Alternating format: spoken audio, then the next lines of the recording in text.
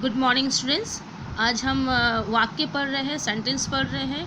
वाक्य किसे कहते हैं, वाक्य जो अर्थ के आधार पर, रचना के आधार पर वाक्य कितने प्रकार के होते हैं, उन प्रकारों के नाम पढ़ेंगे और उन प्रकारों को जानने का प्रयत्न करेंगे कि यदि आपको कोई वाक्य दे दिया जाए तो आप कैसे उसे आइडेंटिफाई करेंगे। आई थिंक क्लास 7 में भी आपने ये पढ़ा है, ठीक है। तो अब मुझे नहीं लगता कि आपको समझने में कोई असुविधा होगी। और रचना के आधार पर जो 3 प्रकार के वाक्य हैं वो भी हम पढ़ेंगे, ठीक है।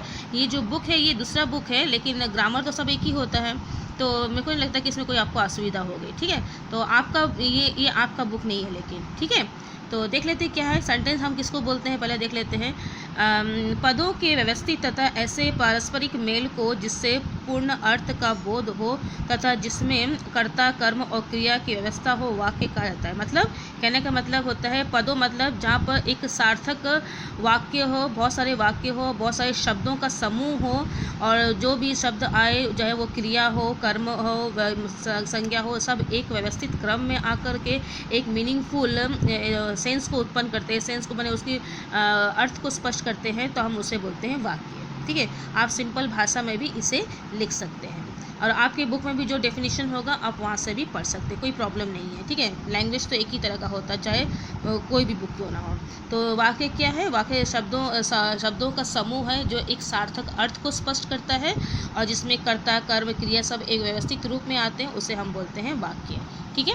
तो अब देखेंगे कि वाक्य के जो प्रकार है, वाक्य के जो प्रकार है उसको 2 भागों में बांटा गया है। एक तो वाक्य आपको देखने मिलेंगे कि अर्थ के आधार पर वाक्य होते हैं, और दूसरा हम देखेंगे कि रचना के आधार पर वाक्य होते हैं। देख लेते हैं अर्थ के आधार पर वाक्य क्या है, ठीक है। तो देखिए यहाँ पर लिखा हुआ है वाक्य के भेद 2 आधारों पर किया जाता है, अर्थ के आधार पर और रचना के आधार पर।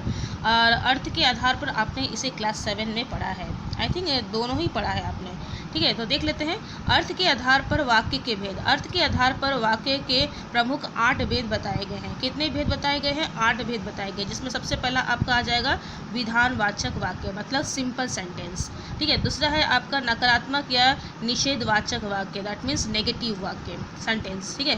आज्ञावाचक या विधिवाचक वाक्य, आज्ञावाचक माने ऑर्डर, जिसमें ऑर्डर दिया जाएगा उस ऐसे सेंटेंस को बोलते हैं। प्रश्नवाचक वाक्य, दैट मीन्स क्वेश्चन सेंटेंस। इच्छावाचक वाक्य बने जहाँ पर आप अपना डिज़ायर को बताएं, ठीक है। संदेहवाचक वाक्य, जहाँ पर कुछ वाक्य में ऐसा वाक्य होगा जिसमें कोई डाउट को बताया गया हो, ठीक है, मैंने हो सकता है, नहीं हो सकता है, may be, may not be, like this only. विस्मयादिक वाचक वाक्य मतलब जहाँ पर एक्सक्लेमेटरी साइन हो। संकेतवाचक मतलब है जो कोई किसी बात का संकेत दे रहा हो, ठीक है, कोई बात का हमें आशंका हो रही कि ऐसा हो भी सकता है कि नहीं। तो इस तरह से आपकी 8 प्रकार है वाक्य में, कि आपको इसे लर्न करना है और इसे पहचानने का कोशिश भी करना है, इसलिए इसे बहुत अच्छे तरह से पढ़ना बहुत ज़रूरी है। आपको एग्जाम में क्या होगा, ऐसा सेंटेंस दे दिया जाएगा और आपको बोला जाएगा कि निम्न वाक्य को प्रकारों के आधार पर इसे पहचानिए, ठीक है। तो सबसे पहले आपका क्या है, विधानवाचक वाक्य। देख लेते हैं विधानवाचक वाक्य हम किसको बोलेंगे। सामान्य कथन में क्रिया के करने या होने का बोध करने वाला वाक्य विधानवाचक, मतलब जो सिंपल सेंटेंस है, जैसे कि मैं स्कूल जाता हूँ, मैं खाना खाता हूँ, जिसमें सब्जेक्ट होगा, वर्ब होगा, जो सिंपल होता है उसको बोलेंगे हम लोग विधानवाचक वाक्य, ठीक है। जैसे लिखा दोपहर के समय शाम होती है, दोपहर के बाद शाम होती है, तो ये सिंपल सेंटेंस है, मैं प्रतिदिन पढ़ता हूँ, ये सिंपल सेंटेंस है, तो इसको बोलेंगे हम विधानवाचक वाक्य। दूसरा है आपका नकारात्मक या निषेधात्मक, माने जिसमें नहीं का बोध हो, जैसे कि जिन वाक्यों में क्रिया के ना करने या ना होने का बोध हो उसे हम बोलेंगे निषेधवाचक। माने क्रिकेट में हमें कोई नहीं हरा सकता है, क्रिकेट में हमें कोई नहीं हरा सकता, मैं फिल्म देखने नहीं जाऊँगा, ठीक है। तो इस तरह के जो वाक्य होंगे जो आपको नेगेटिव सेंस देंगे वो होगा आपका निषेध या नकारात्मक वाक्य। आज्ञार्थक या विधिवाचक वाक्य जो है वो क्या है, जिन वाक्यों में आदेश, आज्ञा, आग्रह, प्रार्थना आदि का बोध होता है उसे हम बोलेंगे आज्ञावाचक वाक्य, ठीक है। तो इसमें बोल सकते हैं कृपया जाके दरवाज़ा खोलिए, कृपया बैठ जाइए, तो ठीक है, यहाँ से चले जाओ, कृपया यहाँ से चले जाओ, यहाँ से चले जाओ, तो यहाँ से चले जाओ, ये तो ऑर्डर हो रहा है, ऑर्डर दिया जा रहा है, कृपया बैठ जाइए, आपसे रिक्वेस्ट किया जा रहा है। तो इस तरह का जहाँ पर भाव उत्पन्न होगा वहाँ पर होगा आपका आज्ञावाचक वाक्य, ठीक है। आज्ञा या आज्ञार्थक भी लिखा गया है, ठीक है, आज्ञावाचक भी आप लिख सकते हैं। नेक्स्ट है आपका प्रश्नवाचक, जिसमें प्रश्न पूछा जाएगा। बहुत ही सिंपल है ये, आप बहुत आसानी से उसको आइडेंटिफाई कर सकते हैं। जहाँ प्रश्न पूछा जाएगा वहाँ पर होगा आपका प्रश्नवाचक वाक्य। क्या राहुल कल काम कर लेगा? क्या कल हम कहाँ जा रहे हैं? क्या कल वर्षा हो रही थी? इस तरह के जब हम क्वेश्चन पूछते हैं, तुम्हारा नाम क्या है, तो इस तरह के जब प्रश्न पूछते हैं तो वहाँ पर होता है आपका प्रश्नवाचक वाक्य। ठीक है। नेक्स्ट है आपका इच्छावाचक वाक्य। जिन वाक्यों में वक्ता की इच्छा, शुभकामनाएं, आज्ञा, आशीर्वाद, जहाँ ब्लेसिंग दिया जाता है, जहाँ विश किया जाता है, ठीक है, शुभकामनाएं दी जाती है, वेल विशर जो दिया जाता है, वो जहाँ इस वाक्य में जहाँ पर दिखाई देता है वो ऐसे वाक्य को हम बोलते हैं इच्छावाचक। जैसे बोलते हैं ना, भगवान तुम्हें लंबी उम्र दे, भगवान तुम्हारा भला करे, ठीक है, आशा है कि आगे तुम खूब उन्नति करो। तो इस तरह का जो ब्लेसिंग दिया जाता है, शुभकामनाएं दी जाती हैं, जहाँ पर वक्ता की इच्छा व्यक्त की जाती है, वहाँ पर होता है इच्छावाचक वाक्य। ठीक है। नेक्स्ट है आपका संदेहवाचक वाक्य, में जहाँ पर डाउट हो कि ऐसा होगा कि नहीं होगा, वहाँ पर जिन वाक्यों में संदेह या संभावना का बोध हो उसे संदेहवाचक वाक्य कहते हैं। नाम से ही पता चल रहा है अब तक राहुल घर पहुँच चुका होगा, क्या कल मैं यह कार्य कर लूँगी, कल ये इस तरह का जो डाउट होता है, कल शायद वर्षा हो सकती है। ठीक है। तो इस तरह का जो डाउट होता है उसे हम बोलते हैं संदेहवाचक वाक्य। विस्मयादिवाचक वाक्य माने जहाँ पर जो है आप घृणा, प्रेम, हर्ष, आश्चर्य, खुशी के भाव को व्यक्त करते हैं, जहाँ पर आपका उल्लास उत्पन्न होता है, जहाँ पर एक्सक्लेमेटरी साइन भी लगता है। ये बहुत इजी होता है इसे पहचानना, क्योंकि वहाँ पर आपको एक्सक्लेमेटरी साइन भी दिया जाएगा। ठीक है। उसे हम बोलेंगे विस्मयादिवाचक वाक्य। जैसे कि वाह तुम तो बाजी मार गए, वाह वाह क्या दृश्य था, ऐसा बोलते हैं ना। हाय सिर में बहुत दर्द है, ठीक है, हाय रे क्या हो गया, क्या से क्या हो गया, ऐसा बोलते हैं। तो इस तरह का जो वाक्य होगा उसको बोलेंगे हम विस्मयादिवाचक वाचक। आई होप कि आपको समझ में आ रहा होगा। ठीक है। एंड अब लास्ट है इसका जो लास्ट है वो है आपका संकेतवाचक वाक्य। ठीक है। संकेतवाचक वाक्य माने क्या, किस बात का संकेत हमको दे रहा है? जिन वाक्यों में एक क्रिया का होना दूसरी क्रिया पर निर्भर करता है उसे हम कहते हैं संकेतवाचक वाक्य। अगर राम पढ़ता तो पास हो जाता, अगर तुम मेहनत करते तो सफल हो जाते। ठीक है। तो इस तरह का जो जिसकी लाठी उसकी भैंस, तो इस तरह का जो वाक्य होगा ये आपका क्या होगा, संकेतवाचक वाक्य होगा। इस तरह से अर्थ के आधार पर आपको 8 प्रकार के वाक्यों को पढ़ना है। आई होप कि आपको समझ में आ रहा होगा। यदि जरा सा भी कहीं पर भी कुछ भी डाउट होगा तो आप मुझे पूछ सकते हैं। ठीक है। नेक्स्ट आपका है रचना के आधार पर वाक्य। ये तो हमने अर्थ के आधार पर देख लिया। अब रचना के जो आधार पर भी वाक्य को 3 भागों में बांटा गया है। पहला है सरल वाक्य, दूसरा है संयुक्त वाक्य और तीसरा है मिश्र वाक्य।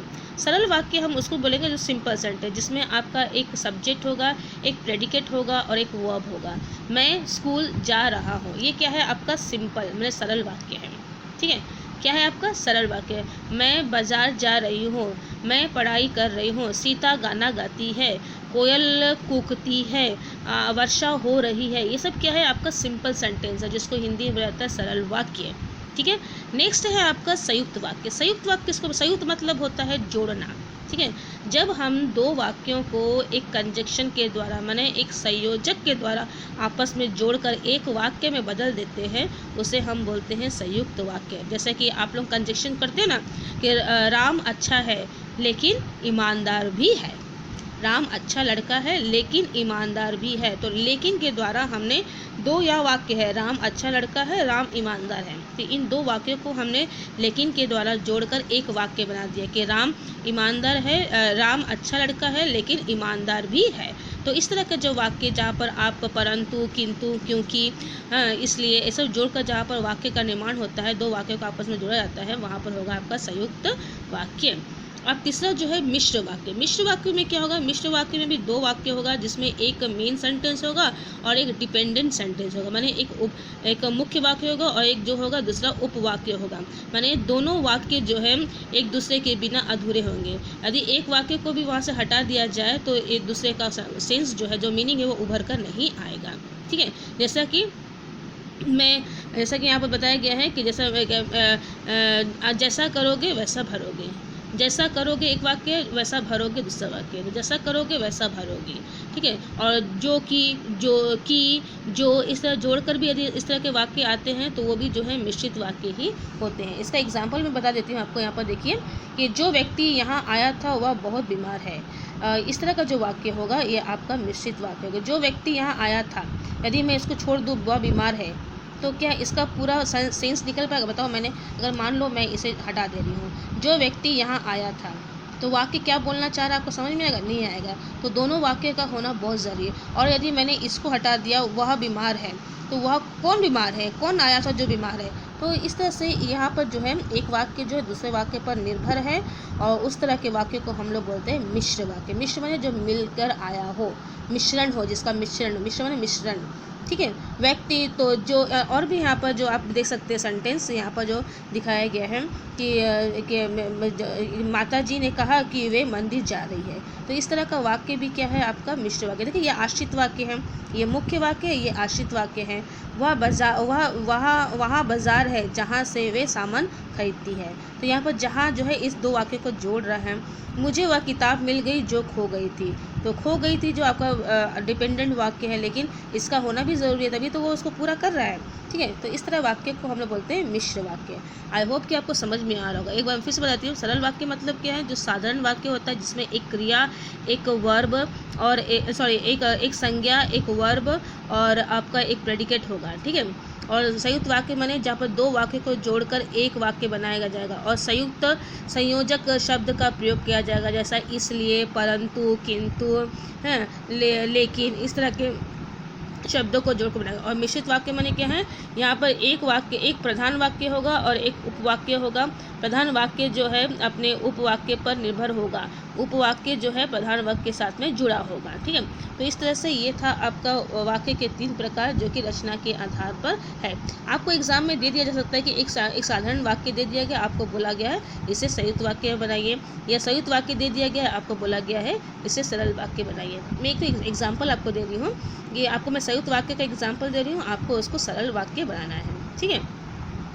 तो एक है एक नीली कमीज है, नहीं एक मिनट रुको, मुझे सोचने दो, थोड़ा सा सोचना तो पड़ेगा। संयुक्त वाक्य में जो है आपका वह बीमार है इसलिए स्कूल नहीं गया, ठीक है। ये संयुक्त वाक्य, वह बीमार है इसलिए वह स्कूल नहीं गया। अब ये जो वाक्य है, इस वाक्य को आपको सरल वाक्य में बनाओ। सरल वाक्य में आप उसको कन्वर्ट करना है। कैसे करोगे? वह बीमार है इसलिए स्कूल नहीं गया, आपका ये वाक्य है, ठीक है। अब ये बोला इस वाक्य को आपको सरल वाक्य में बदलिए। तो कैसे बदलेंगे आप उसको? कि वह बीमार है इसलिए स्कूल नहीं गया, बीमार होने के कारण वह स्कूल नहीं गया, ख़त्म। बीमार होने के कारण वह स्कूल नहीं गया, ये आपका सरल वाक्य हो गया, ठीक है, समझ रहे? तो इस तरह से आपको ये वाक्य बनाना पड़ेगा। आपके बुक में जो भी दिया गया है सरल वाक्य का एग्जाम्पल, संयुक्त वाक्य का एग्जाम्पल, मिश्र वाक्य का एग्जाम्पल, उसे ध्यान से पढ़िए और अच्छी तरह समझिए। और मैं जो यहाँ बोल रही हूँ उसे भी ध्यान से सुनिए, समझिए। अगर उसके बावजूद भी आपको कोई प्रॉब्लम होता है तो मुझे बताइएगा, ठीक है। तो आज यहीं तक रख रही हूँ मैंने वर्कशीट में कुछ सेंटेंस दिए हैं, आपको जो है उन सेंटेंस को पहचान कर जो है उनके नाम लिखना है कि वो विधानवाचक वाक्य है या नकारात्मक वाक्य है या आज्ञावाचक, जो भी वाक्य है उसका नाम लिखना है, ठीक है। Thank you.